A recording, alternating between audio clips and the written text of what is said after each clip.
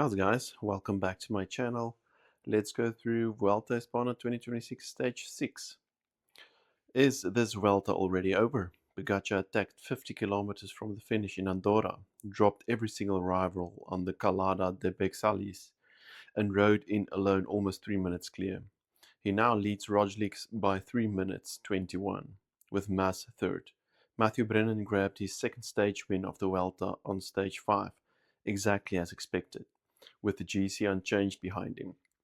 Today's stage won't decide the overall race, but it's got a genuine unusual twist, a gravel section in the finale, on a route that hasn't produced a winner anyone remembers since 1995.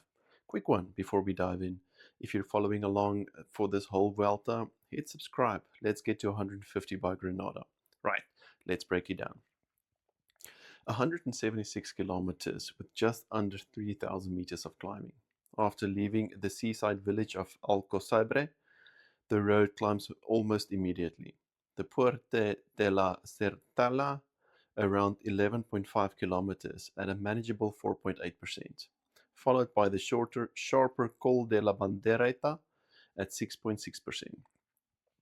After the descent, riders head down to the coast and follow it south before turning inland again for the Alto del Cerdo de las Palmas, a 7.2 kilometer climb at just over 5%. Then comes a twist.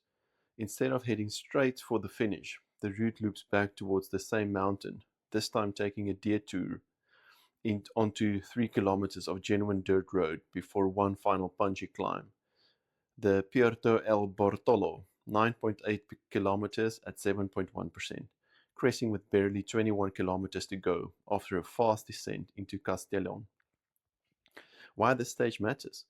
With Pogačar's advantage already looking close to decisive, this feels like exactly the kind of stage where UAE can afford to sit back and let a breakaway fight out for the win, especially with terrain this unpredictable.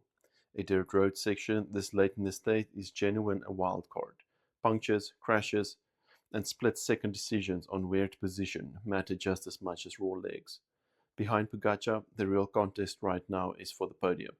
Roglič, Mas, Only, and Gal are all fighting to be the best of the rest. And the stage with this much technical unpredictability could easily open a gap between them that has nothing to do with climbing ability. What to watch out for? Watch the positioning heading into the gravel section closely.